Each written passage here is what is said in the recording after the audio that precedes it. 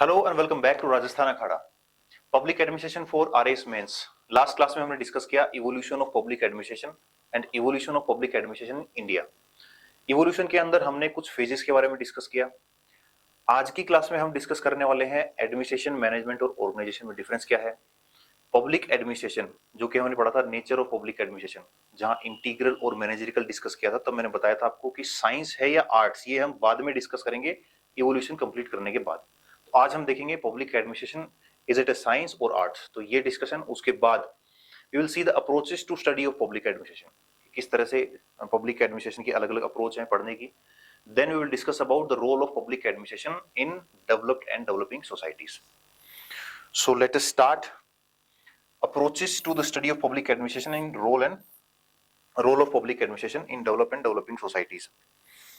So first of all we will discuss the difference between these three terms: organization, administration and management. ये आपके syllabus में पहली line में लिखा हुआ है, एडमिनिस्ट्रेशन और मैनेजमेंट। तो इन दोनों में क्या डिफरेंस है ये आपको समझना बहुत जरूरी है। तो इसमें सबसे पहले है organisation.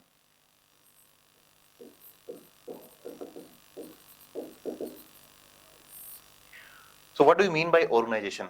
Organization words comes from organize, to organize something. तो जब भी बहुत सारे लोग हों और वो इतने सारे हों कि intimate relation face to face उनके बीच में ना हो पाए, और उन सब लोगों को अरेंज करना हो, असाइन करना हो कुछ काम, division of function and labour, तो उसके लिए हमें एक हिरार्की बनानी पड़ेगी, कुछ लेवल्स में उन लोगों को रखना पड़ेगा और उस हिरार्की के अकॉर्डिंग उनको अथॉरिटी और रेस्पॉन्सिबिलिटी देनी पड़ेगी। Then they will be able to achieve a particular goal or objective which is set by the organization or the administration. तो इस पूरी एक्टिविटी को क्या कहते हैं, इस पूरे स्ट्रक्चर को क्या कहते हैं, ऑर्गेनाइजेशन। तो ये क्या है, अपने आप में एक स्ट्रक्चर है, या आप कह लीजिए ये एक प्रोसेस है जिसमें हम when the too many peoples, बहुत सारे लोग, और जो वो आपस में उनका रिलेशन ना बन पाए, face to face intimate relation possible ना हो, उस समय उनको एक कोऑर्डिनेटेड एफर्ट लगाने के लिए एक ऑर्गेनाइजेशन की जरूरत होती है। और वो कैसे बनती है, एक हिरार्की के अंदर, लेवल्स के अंदर उनको अथॉरिटी रेस्पॉन्सिबिलिटी असाइन करने के बाद बनती है। तो this is a structure and process in which the resources like 5 M's, इस तरह से आप याद रख सकते हैं इसको, 5 M's। सबसे पहले क्या, man, material, machine, method and then market. इन सब चीजों को एक पर्टिकुलर ऑब्जेक्टिव और गोल अचीव करने के लिए इन सब रिसोर्सेज को, चाहे ह्यूमन रिसोर्स हो, फिजिकल रिसोर्स हो, फाइनेंशियल रिसोर्स हो, मार्केट से मतलब है इकोलॉजी, किस तरह से एक ऑर्गेनाइजेशन इंटरेक्ट करती है अपने एनवायरनमेंट के साथ में, और उसकी वर्क प्लेस क्या है। तो इन सब चीजों को आप अरेंज कर दें एक एक ऑब्जेक्टिव और गोल अचीव करने के लिए। और इस ऑब्जेक्टिव और गोल को अचीव करने के लिए जो आपने अरेंजमेंट किया है, उसमें आपको क्या करना होगा, you need to divide, that is division, division of function. भैया फंक्शन बताएंगे ना, किसके क्या फंक्शन है, कि मैनेजर का क्या काम है, क्लर्क का क्या काम है, ड्राफ्ट्समैन का क्या काम है, या जो टॉप एग्जीक्यूटिव है उनका क्या काम है। फंक्शन एंड लेबर कैसे, एक हायरार्की में, एक हायरार्की में। और वो हायरार्की कैसे एस्टेब्लिश की जाएगी, किसी भी ऑर्गेनाइजेशन में हायरार्की कैसे एस्टेब्लिश की जा सकती है, जो भी लेवल पे जो भी पर्सन है उसकी अथॉरिटी और उसके बराबर ही उसकी रेस्पॉन्सिबिलिटी। हायरार्की कैसे बनेगी, by assigning authority, by giving authority and assigning responsibility. तो ये जो पूरी एक्टिविटी है, ये जो प्रोसेस है पूरा, ये जो स्ट्रक्चर है, या आप इसे कह लीजिए एक स्केलेटन है, इसे क्या कहेंगे, organisation. Private organisation, public organisation, कहीं भी आप चले जाइए, इस तरह का आपको एक स्ट्रक्चर मिलेगा। और ये स्ट्रक्चर क्या होगा, पिरामिडिकल स्ट्रक्चर होता है, जिसके अंदर लेवल्स होते हैं। ये टॉप लेवल आप मान लीजिए, top level executive, then middle level executive, then lower level executive. Then this is a group of people which is assigned or arranged in a particular way to achieve an objective and goal. Then this is organization. इस तरह से आप इसको define कर सकते हैं organisation को। तो ये तो ही ऑर्गेनाइजेशन। अब इसे अगर आगे देखें आप, जो यूनिटी ऑफ कमांड है, स्पैन ऑफ कंट्रोल है, यूनिटी ऑफ डायरेक्शन है, हायरार्की क्या होती है, ये सब चीजें कब पढ़ेंगे हम? प्रिंसिपल्स ऑफ ऑर्गेनाइजेशन डिस्कस करते हो। अभी आपने देख लिया ऑर्गेनाइजेशन ऐसी होती है, और ये दो तरीके से हो सकती है, ओपन और क्लोज्ड ऑर्गेनाइजेशन। ओपन और क्लोज्ड ऑर्गेनाइजेशन किस तरह से ये एनवायरनमेंट अपनी इकोलॉजी से इंटरेक्ट करती है, उस हिसाब से आप डिफाइन कर सकते हैं एक ऑर्गेनाइजेशन क्लोज्ड ऑर्गेनाइजेशन है या ओपन ऑर्गेनाइजेशन है। दूसरा तरीका इसको समझने का है इनफॉर्मल और फॉर्मल। इनफॉर्मल और फॉर्मल ऑर्गेनाइजेशन, ये अलग अलग ऑर्गेनाइजेशन में नहीं होती, ये हर एक ऑर्गेनाइजेशन में दोनों ही जो क्वालिटी है आपको मिलती है। फॉर्मल ऑर्गेनाइजेशन ऐसे बनती है जैसे हायरार्की में आपने डिफाइन की अथॉरिटी रिस्पॉन्सिबिलिटी क्या है, और इनफॉर्मल ऑर्गेनाइजेशन अपने आप बनती है। जो आपने ह्यूमन रिलेशन की बात की थी इवोल्यूशन के दौरान, उसके अंदर इनफॉर्मल ऑर्गेनाइजेशन की इंपॉर्टेंस को बताया था चेस्टर बर्नार्ड ने। इनफॉर्मल ऑर्गेनाइजेशन ऐसे होती है, अगर आप एग्जांपल से समझें, कि हो सकता है कि पियोन की जानकारी एसपी के साथ हो। मतलब आपको कोई काम हो और पियोन उस काम को सीधा एसपी के पास ले जाए, बट फॉर्मल जो हायरार्की है उसके अकॉर्डिंग तो ऐसा नहीं होना चाहिए। बट इनफॉर्मल ऑर्गेनाइजेशन बन जाती हैं, उनके अंदर जो कम्युनिकेशन होता है इनफॉर्मल, उसको बोलते हैं ग्रेपेवाइन कम्युनिकेशन। उसमें कोई भी एक स्टैंडर्ड फॉर्मेट नहीं होता, किसी की भी दोस्ती किसी के साथ भी हो सकती है। तो ऑर्गेनाइजेशन के अंदर आपको ये दोनों एलिमेंट देखने को मिलेंगे, इनफॉर्मल और फॉर्मल। ऑर्गेनाइजेशन दो तरह की हो सकती है, ओपन और क्लोज्ड। तो ऑर्गेनाइजेशन के बारे में ये आप जान लीजिए, इतना ही इनफ है अपने एग्जाम के लिए। उसके बाद देखें एडमिनिस्ट्रेशन और मैनेजमेंट, ये दो इंपॉर्टेंट टर्म है, इनका क्या मतलब है? एडमिनिस्ट्रेशन और मैनेजमेंट। अभी मैंने बताया आपको कि कोई भी ऑर्गेनाइजेशन हो, बिना हायरार्की के ऑर्गेनाइजेशन बन ही नहीं सकती। चाहे वो प्रिमिटिव ट्राइबल सोसाइटी आप देख लीजिए या मॉडर्न नेशन स्टेट देख लीजिए, हर ऑर्गेनाइजेशन के अंदर एक हायरार्की होती है। तो इस हायरार्की के अंदर जो टॉप लेवल एग्जीक्यूटिव है,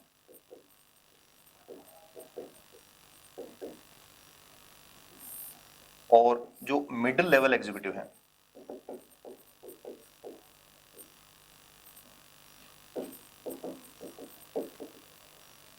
ये दोनों क्या करते हैं? They decide the policy, they decide the objective. और मोर प्रिसाइसली हमें क्या कहेंगे कि ये जो टॉप लेवल एग्जीक्यूटिव है, मेनली दिस वन, ये क्या करते हैं? ऑब्जेक्टिव डिसाइड करते हैं, गोल डिसाइड करते हैं कि किस जगह ऑर्गेनाइजेशन को पहुंचना है। ऑर्गेनाइजेशन का पार्ट तो ये सारे ही है, बट डिसीजन मेकिंग तो सबसे ज्यादा डिपेंड करता है किसी भी ऑर्गेनाइजेशन का पाथ, कि किस डायरेक्शन में ऑर्गेनाइजेशन जाएगी, क्या टारगेट है ऑर्गेनाइजेशन का, क्या ऑर्गेनाइजेशन को अचीव करना है, वो कौन डिसाइड करता है? Top level executive. और ये डिसीजन लेने वाले को ही हम क्या कहते हैं? एडमिनिस्ट्रेटर। एडमिनिस्ट्रेटर। एक गवर्नमेंट जो मिनिस्ट्री होती है उसको आप ऐसे देख सकते हैं, सबसे पहले पॉलिटिकल एग्जीक्यूटिव।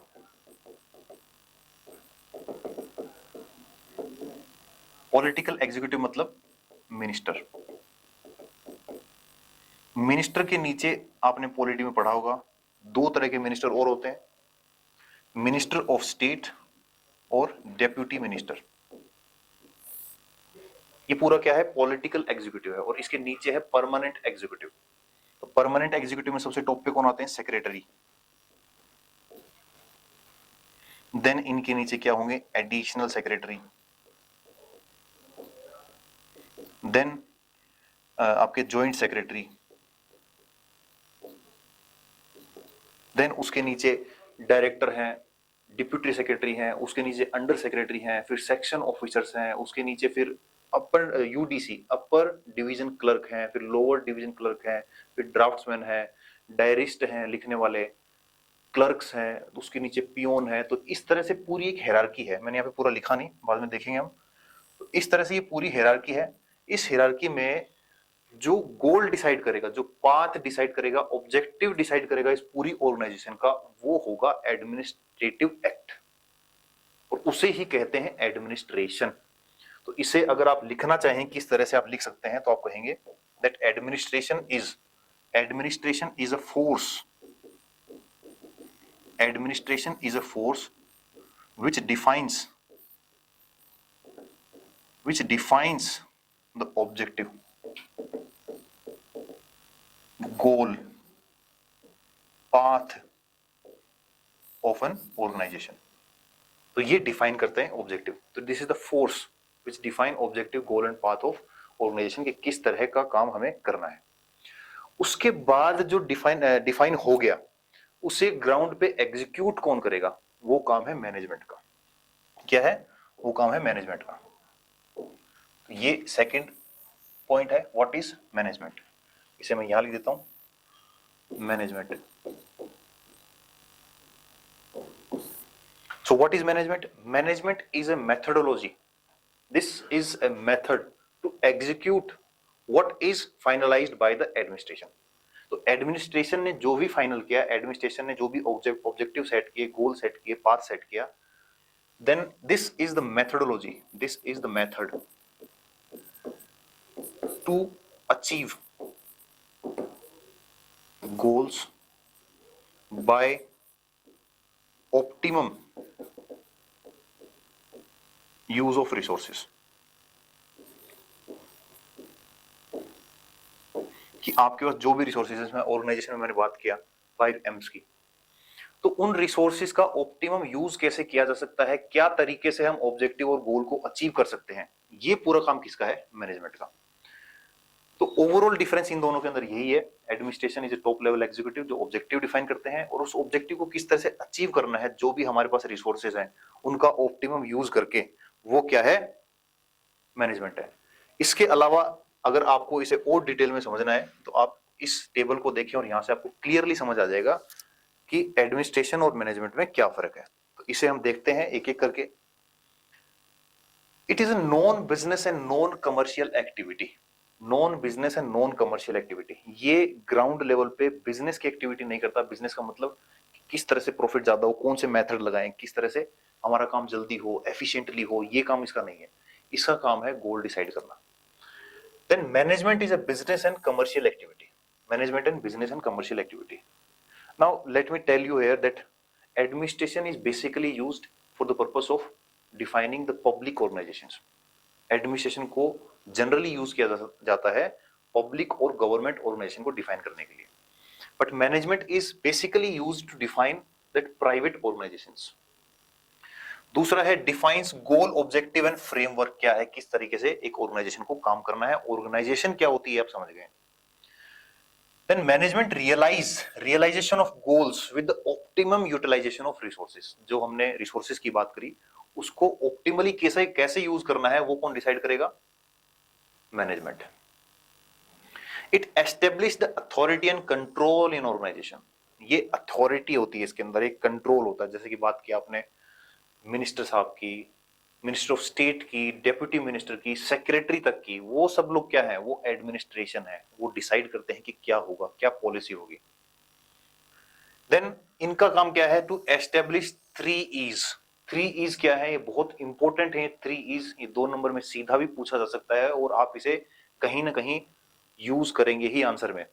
तो 3 E's क्या है, पहला है एफिशिएंसी, दूसरा है इकोनॉमी, और तीसरा है इफेक्टिवनेस। तो इनका मैनेजमेंट का काम क्या है कि जो भी गोल डिसाइड हुए हैं, जो फ्रेमवर्क डिसाइड हुआ है, उसे किस तरह से एफिशिएंटली, इकोनॉमिकली, कम पैसे में ज्यादा आउटपुट, और एफिशिएंटली इनपुट आउटपुट का रेशियो। तो ये काम मैनेजमेंट का है। Then related to the superior और सबऑर्डिनेट, या इसे कह सकते हैं सुपर ऑर्डिनेट और सबऑर्डिनेट रिलेशन। इनका जो बेसिक काम है वो सबऑर्डिनेट और सुपर ऑर्डिनेट के अंदर रिलेशन किस तरह से मेंटेन करना है। क्या आपने पॉलिसी डिसाइड कर दी, गोल डिसाइड कर दिया, उसके बाद अपने सबऑर्डिनेट को कंट्रोल करना कि वो उस डायरेक्शन में काम कर रहे हैं कि नहीं कर रहे हैं, कैसे कर रहे हैं, वो उनका काम है। Related to the work culture and proficiency in work. इनका काम है वर्क कल्चर अच्छा हो, कि लेट लतीफी ना हो, एफिशिएंटली काम करें, करप्शन ना हो ऑर्गेनाइजेशन के अंदर। तो इस तरीके से कैसे हम रिजल्ट्स को बहुत जल्दी और कम पैसे में अचीव कर सकते हैं, ये काम किसका होता है? मैनेजमेंट का। Based on rules and regulation, based on rules and regulation, ये रूल्स एंड रेगुलेशन बनाते हैं। जब हमारी मिनिस्ट्री की अगर बात करें तो हमें ये भी देखना है कि इंडिया का कॉन्स्टिट्यूशन क्या है, उसके अकॉर्डिंग पॉलिसीज बने, जो बेसिक स्टेट्यूटरी लॉ है उसके अगेंस्ट में कोई प्रोविजन ना जाए, ये सब चीजें देखना। इनका काम है स्किल, टेक्नोलॉजी एंड कैपेबिलिटीज। यहाँ स्किल्स चाहिए उसे एग्जीक्यूट करने के लिए। क्या चाहिए? स्किल चाहिए एग्जीक्यूट करने के लिए। तो यहाँ स्किल, कैपेबिलिटी और टेक्नोलॉजी का यूज मैनेजमेंट में किया जाता है। इनका काम जनरलिस्ट है। जनरलिस्ट मतलब एक सेक्रेटरी जो होता है, चाहे वो डिफेंस का हो, चाहे वो हेल्थ मिनिस्ट्री का हो, चाहे एमएसएमई मिनिस्ट्री का हो या रूरल डेवलपमेंट का हो, वो सब क्या होते हैं? वो आईएएस ऑफिसर्स होते हैं। क्या होते हैं? आईएएस ऑफिसर्स होते हैं। और आईएएस ऑफिसर्स क्या है? जनरलिस्ट है। वो किसी पर्टिकुलर फील्ड में स्पेशलाइज्ड नहीं है, बट उनके नीचे जो काम करेंगे, उनके नीचे जो काम करेंगे, मान लो हेल्थ मिनिस्ट्री के अंदर डॉक्टर्स हैं, मान लो जो गवर्नमेंट डॉक्टर्स की आप बात करते हैं, गवर्नमेंट इंजीनियर्स की बात करते हैं, पीडब्ल्यूडी की बात करते हैं, तो वो जर्नलिस्ट नहीं होते, वो स्पेशलिस्ट होते हैं। तो वो मैनेजमेंट का पार्ट है। Management is a function of specialist. इसे आप दोनों एंगल से देखें, प्राइवेट और पब्लिक जो ऑर्गेनाइजेशन है, दोनों को साथ में देखते हुए पढ़ें इसको आप, कि दोनों के अंदर अप्लाई होता है ये चीज। Broad concept incorporates management within its hold. ये ब्रॉडर कॉन्सेप्ट है जिसके अंदर मैनेजमेंट भी आता है, and this is a limited concept, part of administration है ये। टॉप लेवल एग्जीक्यूटिव के अंदर आते हैं, इसके अंदर मिडिल और लोअर लेवल एग्जीक्यूटिव आते हैं। ये कॉन्सेप्चुअल है और ये ऑपरेशनल है। ये कॉन्सेप्ट बनाता है और ये ऑपरेट करता है उन कॉन्सेप्ट के ऊपर। Then authority, responsibility and hierarchy are essential ingredients. Authority, responsibility, hierarchy, ये सब इसके एसेंशियल क्या है? इंग्रेडिएंट्स हैं। देन यहाँ क्या है? Proficiency and skills. यहाँ प्रोफिशिएंसी एंड स्किल चाहिए। Then if you see that examples of administration is IAS and PCS. जो आप बनेंगे वो क्या होगा? एडमिनिस्ट्रेटर बनेंगे आप। सिविल सर्वेंट्स क्या है? एडमिनिस्ट्रेटर है। एसडीएम है, डीएम है, एसपी है। और यहाँ आप देखें गवर्नमेंट डॉक्टर, इंजीनियर्स हैं। इधर आप देखेंगे डिस्ट्रिक्ट एडमिनिस्ट्रेशन, और मैनेजमेंट क्या कहेंगे? District governance. डिस्ट्रिक्ट जो डीएम साहब हैं, डिस्ट्रिक्ट मजिस्ट्रेट या डीसी, डिस्ट्रिक्ट कमिश्नर या डिस्ट्रिक्ट कलेक्टर, वो क्या है? वो एडमिनिस्ट्रेटर हैं और वो डिसाइड करते हैं कि किस तरह से जिला चले। आप कहते हैं ना कि जिले के मालिक हो जाते हैं, कि किस तरह से जिला रन करेगा, वो डिसाइड करते हैं पॉलिसीज को उस पर्टिकुलर जिले में। बट उस जिले के अंदर और भी बहुत ब्रांचेस हैं, जैसे मैंने बताया आपको, पीडब्ल्यूडी है, हेल्थ मैनेजमेंट है। तो ये सब क्या है? ये स्किल्ड है और ये स्पेशलिस्ट हैं, और ये क्या करते हैं? डिस्ट्रिक्ट में गवर्नेंस को मैनेज करते हैं। तो इसीलिए इसे क्या कहेंगे? ये this is a part of management. So this is the difference between administration and management. और ये बहुत इंपॉर्टेंट है, 5 नंबर में पूछा जा सकता है, ये इनफ है आपको लिखने के लिए। तो यहाँ से आप जो भी पसंद आए वो उठा लो, 50 वर्ड में आपको ये लिखना है। Now then next we have public administration as a science or an arts. This is again a potential question, बहुत इंपॉर्टेंट है। और ये आज तक क्लियर नहीं हुआ है कि पब्लिक एडमिनिस्ट्रेशन साइंस है या आर्ट्स है, क्योंकि पब्लिक एडमिनिस्ट्रेशन जैसा कि आपको पता है कि 1887 में वुड्रो विल्सन के एसे के बाद ये सब्जेक्ट स्टार्ट हुआ, और स्टार्ट होने के बाद ही इसके अंदर कुछ प्रिंसिपल्स बनने लगे।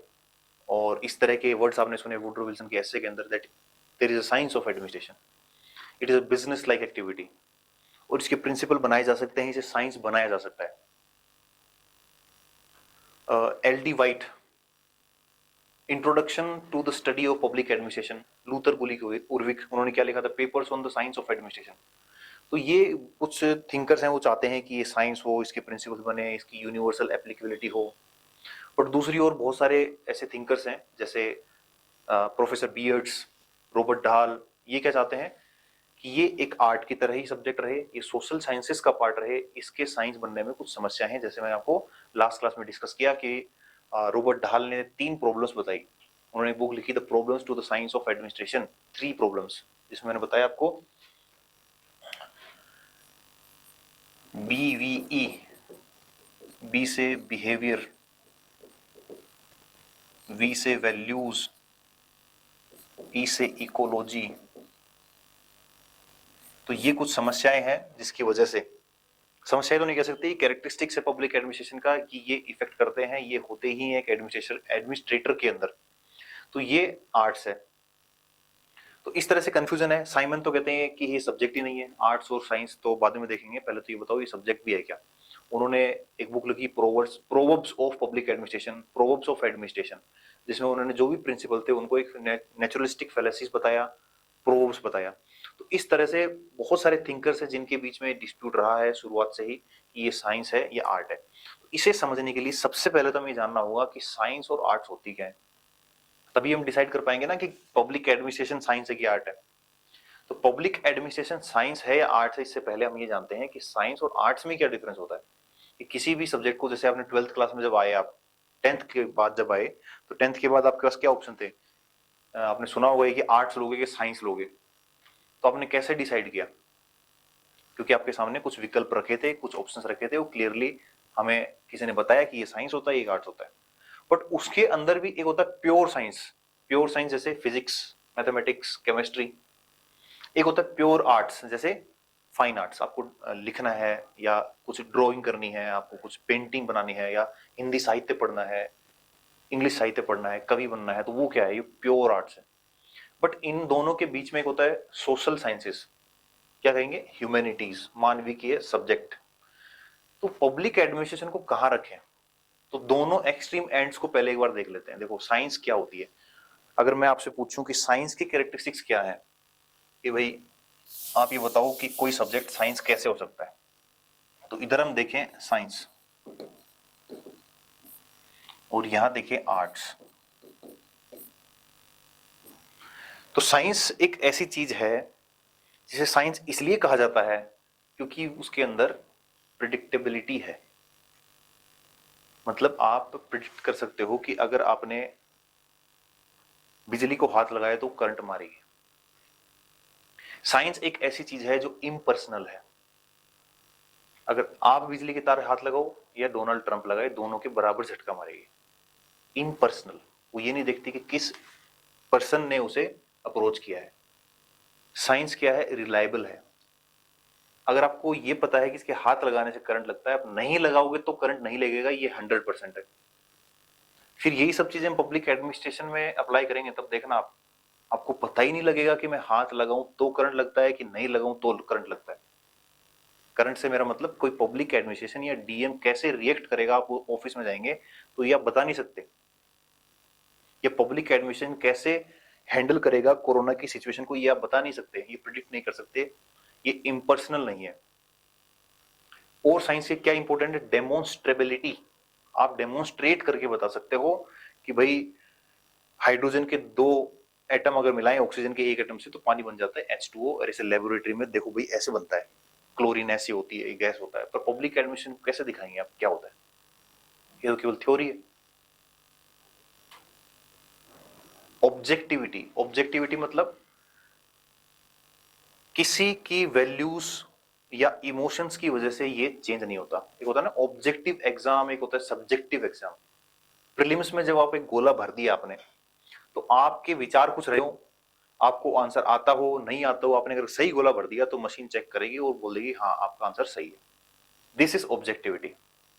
बट जब आप मेंस में आंसर लिखते हो तो आंसर लिखने के बाद हो सकता है कि चेक करने वाले के कुछ प्री कंसीव्ड नोशन है, प्रिजुडाइज है या स्टीरियोटाइप है, उसका इफेक्ट आपको देखने को मिल सकता है कॉपी के अंदर, मार्क्स के अंदर। आपको लगेगा आपने बहुत अच्छा लिखा मगर आपको मार्क्स नहीं मिले, किसी को लगता है कि मैंने इतना अच्छा नहीं लिखा था फिर भी मार्क्स मिल गए। ये क्यों होता है, ये सब्जेक्टिविटी हो, इसका नाम भी सब्जेक्टिव पेपर है। ठीक है, तो ये कुछ बेसिक बातें हैं। जैसे मतलब आप देखें यूनिवर्सलिटी साइंस के बारे में, यूनिवर्सलिटी मतलब ग्रेविटी अगर यूरोप में काम कर रही है 9.8 मीटर पर सेकंड स्क्वायर है, तो यहां भी उतनी होगी। लाइट स्ट्रेट डायरेक्शन में चलती है तो हर जगह स्ट्रेट में चलती है, यूनिवर्सल एप्लीकेशन है। बट पब्लिक एडमिनिस्ट्रेशन की यूनिवर्सल एप्लीकेशन नहीं हो सकती। जब इंदिरा गांधी जी ने यहाँ इमरजेंसी लगाई तो जो पब्लिक का रिएक्शन हुआ, क्या आपको लगता है कि किसी वेस्टर्न कंट्री में जो डेवलप्ड नेशन है उसमें भी अगर इमरजेंसी लगती तो सेम रिएक्शन रहता क्या? यूनिवर्सल एप्लीकेशन नहीं हो सकती। जो पब्लिक एडमिनिस्ट्रेशन के प्रिंसिपल वेस्टर्न कंट्रीज में काम कर रहे हैं, क्या वो डेवलपिंग कंट्रीज में काम कर सकते हैं? नहीं कर सकते। इस तरह से ये यूनिवर्सल भी नहीं है। तो ये कुछ बेसिक बातें हैं, जैसे मान लो मैंने बताया आपको प्रिडिक्टेबिलिटी, डेमोन्स्ट्रेबिलिटी या आपकी इम्पर्सनल, यूनिवर्सलिटी या रिलायबिलिटी या एफिशिएंसी, ये सब चीजें किसके अंदर देखने को मिलती हैं? आपको साइंस के अंदर देखने को मिलती है। एफिशिएंसी तो आप यहाँ नहीं लिख सकते, एफिशिएंसी तो एक एडमिनिस्ट्रेटर में भी हो सकती है, बट बेसिक जो बातें हैं वो ये हैं, ठीक है। आर्ट्स की बात करें तो आर्ट्स में क्या होता है भाई? आर्ट्स में होता है कि मेरे हाथ में तेरा हाथ हो, सारी जन्नतें मेरे पास हो। अब साइंस तो इसको नहीं मानती, जन्नतें क्या मतलब, क्या जन्नतें भाई? आप मार्स की बात कर रहे हो, वीनस की बात कर रहे हो, डिस्टेंस बताओ, कैसे जाओगे, फ्यूल कितना लगेगा, वो सब बातें करेगा। शायर तो कहीं भी जा सकता है, जहां ना पहुंचे रवि वहां पहुंचे कवि, किसी तरह की भी आर्ट्स बन सकती है। तो आर्ट्स के अंदर क्या होता है? इमोशन होते हैं, आर्ट्स के अंदर वैल्यूज होते हैं। आर्ट्स के अंदर क्या होती है? वैल्यूज होती है कि इंसान की, उसकी उसकी जो सोच होती है वहां पे आ सकती है। ये क्या होती है? सब्जेक्टिव होती है। आर्ट्स क्या होती है? सब्जेक्टिव होती है। और क्या होती है आर्ट्स? विम्स एंड फैंसी इसके अंदर इंपैक्ट डाल सकती हैं किसी भी डिसीजन में।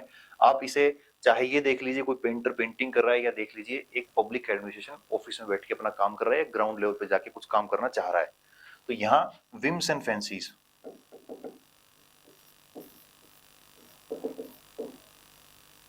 ठीक है। नॉन यूनिवर्सल, कोई जरूरी नहीं है कि आर्ट्स यहां जो मीनिंग आर्ट्स का समझते हो आप एग्जैक्टली वही आर्ट्स वहां समझते होंगे, यूएस के अंदर या यूरोप के अंदर या जापान के अंदर। जो चीजें यहाँ पसंद करते हो वो वहां भी पसंद करते हो। डिपेंड करता है इंसान की अपनी पसंद के ऊपर, इमोशन के ऊपर, वैल्यूज के ऊपर। तो ये कुछ बेसिक डिफरेंस है। आप ये कह सकते हैं ये प्योर आर्ट्स है, ये प्योर साइंस है, बट इनके बीच में एक मैं बना दूं आर्टिकुलेटेड साइंस। क्या?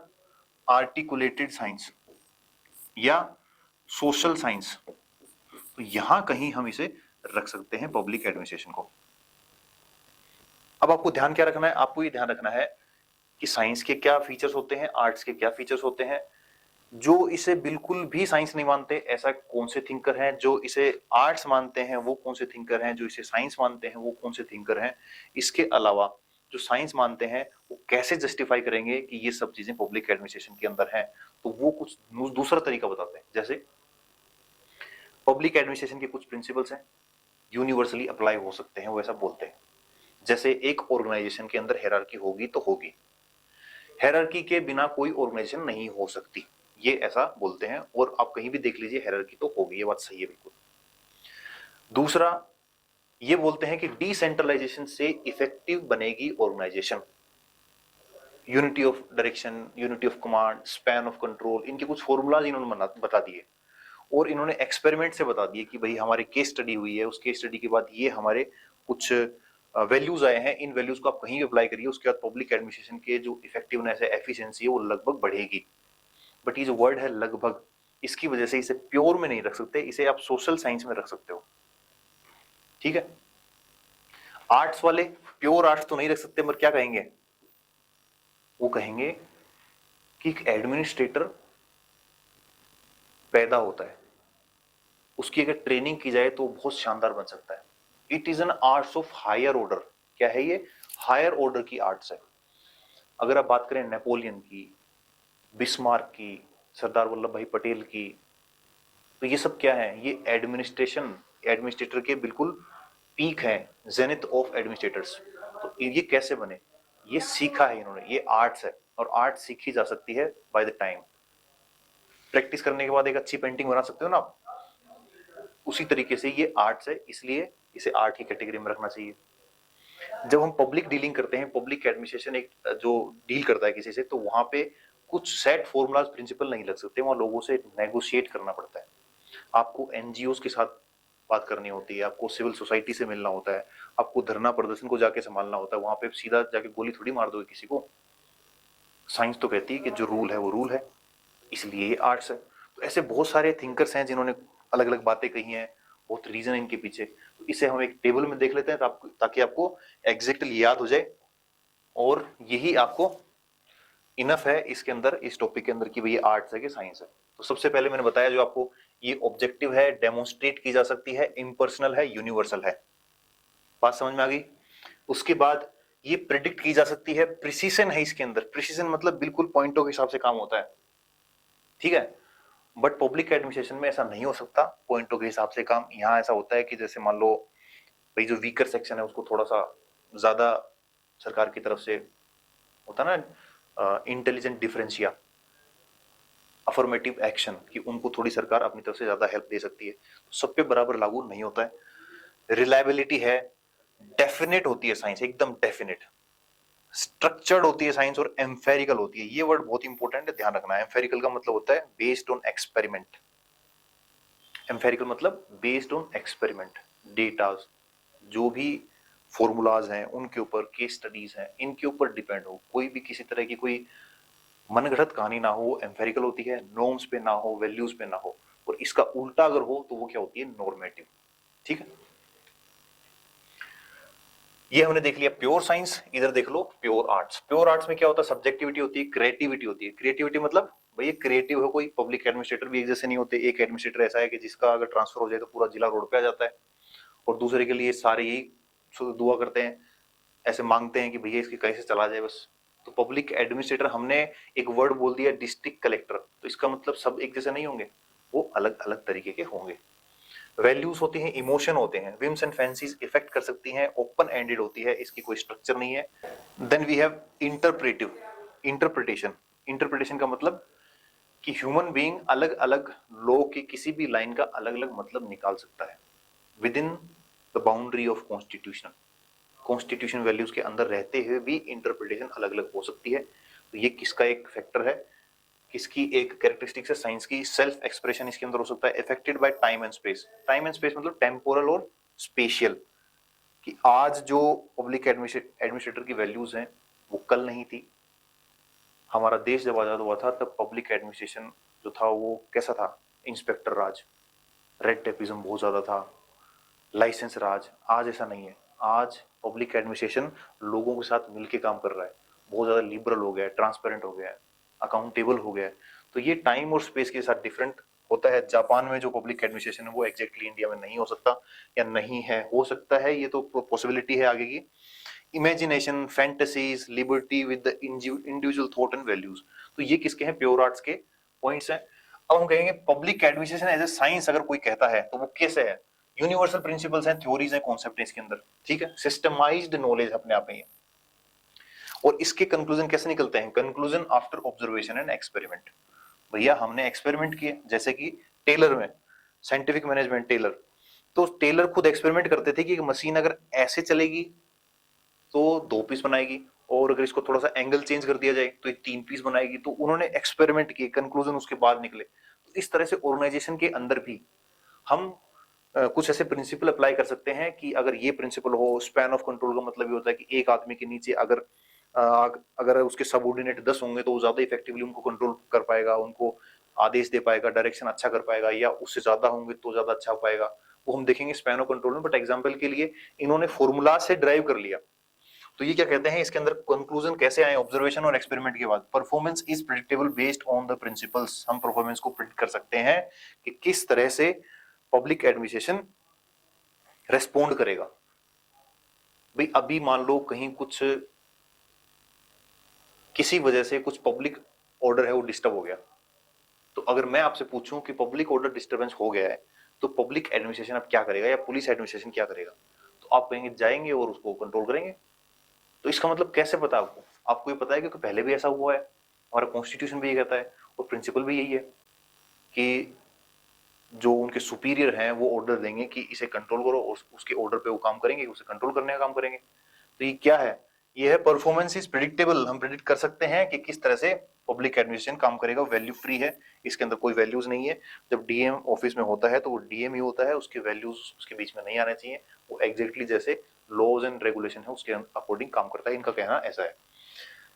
पब्लिक एडमिनिस्ट्रेशन आर्ट क्यों है? कि ट्रेनिंग देने से बेहतर बनाया जा सकता है, और ability to administration is in itself is an art. किसी को एडमिनिस्टर करना अपने आप में आर्ट है। और ये एग्जांपल से समझा जा सकता है कि कि सारे एडमिनिस्ट्रेशन दुनिया के जितने भी एडमिनिस्ट्रेटर हुए हैं, जैसे नेपोलियन मैंने बताया, सरदार वल्लभ भाई पटेल, जवाहरलाल नेहरू, तो ये सब एक जैसे नहीं है। इसमें से कुछ एडमिनिस्ट्रेटर का बहुत नाम है, उन्होंने बहुत एफिशिएंटली एडमिनिस्ट्रेट किया है और कुछ ने नहीं किया है। Decision making, judgement, leadership is art, ये सब क्या है? आर्ट है, इनका कहना है।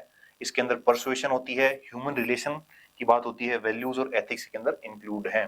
एथिक्स आपके पब्लिक एडमिनिस्ट्रेशन के सिलेबस के अंदर भी मेंशन है, इसका मतलब ये आर्ट है।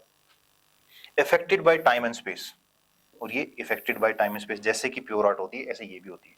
अब इतनी बातें जानने के बाद सबसे इंपॉर्टेंट आपके लिए क्या है? वो है थिंकर्स के नाम जानना। अब थिंकर्स के नाम अगर आपने अभी तक की क्लासेस को ढंग से पढ़ा है तो आपको ये तो पता होगा कि विल्सन ने तो कहा था कि public administration is a science, तो पहला नाम तो यही हो गया, administration is a science, Wilson, then Gulick, then L D White और विलोबी। और जो प्रिंसिपल जिन्होंने बनाए ना वो सारे क्या मानते हैं? साइंस है। उसके बाद ओडवे Ted, Robert Dahal, Charles beard, ये जो है ना चार्ल्स बियर्ड, इन्होंने पहली बार ये क्वेश्चन उठाया था कि whether public administration is a science और आर्ट। उसके बाद साइमन साहब हैं, ये तो बिल्कुल मानते ही नहीं, तो प्रोवर्ब बता दिया सब चीजों को। देन चेस्टर बर्नार्ड हैं, जिन्होंने वो जो मैंने बताया था हाउथ्रोन एक्सपेरिमेंट, जिन्होंने कहा था ह्यूमन रिलेशन, ह्यूमन वैल्यूज की बहुत इंपॉर्टेंस है किसी भी ऑर्गेनाइजेशन को इफेक्टिव बनाने में। देन एमपी शर्मा, ये हमारे इंडिया से, और ये भी मानते हैं कि public administration is an art. इसके बाद कुछ देख लीजिए कि भाई कुछ थिंकर्स ने क्या कहा, ये बहुत इंपॉर्टेंट है जब भी आपको लिखने को आए तो। वुड्रो विल्सन कहते हैं द स्टडी ऑफ एडमिनिस्ट्रेशन, जो इन्होंने एस्से लिखा था, एस्से इन 1887, उसके अंदर इन्होंने क्या कहा? Administration is a science, science of administration, यही डेवलप करना चाहते थे। और इन्हीं की लाइंस पे क्या क्या हुआ फिर? विलोबे ने लिखा, गुडनो ने लिखा, एल डी वाइट ने लिखा, तो ये सब क्या कर रहे हैं? लिख रहे हैं। एफ डब्ल्यू टेलर ने साइंटिफिक मैनेजमेंट थ्योरी दी, जिसके अंदर उन्होंने thumb rule, one best practice, किस तरह से सबसे बेस्ट तरीका होता है, वन बेस्ट वे कैसे किया जा सकता है किसी भी चीज को और ज्यादा इफेक्टिव और एफिशिएंट बनाने के लिए। उसके बाद लूथर गुली को और उर्विक ने तो क्या लिख दिया? Papers on the science of administration. ये तो हो गए साइंस वाला मामला। उसके बाद रॉबर्ट डहाल ने 3 प्रॉब्लम्स बताई। यहां से शुरू होता है क्या? ये बोलते हैं science of public administration, 3 problems, public administration is not a science. ये क्या कहते हैं? पब्लिक एडमिनिस्ट्रेशन साइंस नहीं है। जब मैंने बताया आपको चार्ल्स ए बियर्ड, इनका नाम याद रखना जब भी क्वेश्चन आते हैं साइंस और आर्ट के बीच में, तो ये क्या कहते हैं? Science and art of public administration, ये पहली बार क्वेश्चन जो इन्होंने उठाया। उसके बाद मैटोन और L D white, public administration again ए साइंस है, ये मानते हैं। और टेलर और उर्वी क्या कहते हैं? पब्लिक एडमिनिस्ट्रेशन साइंस नहीं है, बट फ्यूचर में बन जाएगी, that it will become a science in future. तो ये है आपका पब्लिक एडमिनिस्ट्रेशन साइंस है या आर्ट्स है, इसके बारे में डिस्कशन। इसके कुछ थिंकर्स के नाम आप याद रखो, किसने ये बात इनिशिएट करी, फिर इसके बाद में क्या बहस हुई। विल्सन का बहुत इंपॉर्टेंट रोल इसके अंदर है। और प्योर साइंस और प्योर आर्ट क्या होती है, ये समझने के बाद आप समझ जाएंगे। फाइनल कंक्लूजन ये है कि public administration is neither a pure science, neither a pure arts, it is a social science. ठीक है, ये एक सोशल साइंस है जिसके अंदर कुछ प्रिंसिपल्स भी हैं, तो एथिक्स और वैल्यूज का भी साथ में ध्यान रखा जाता है।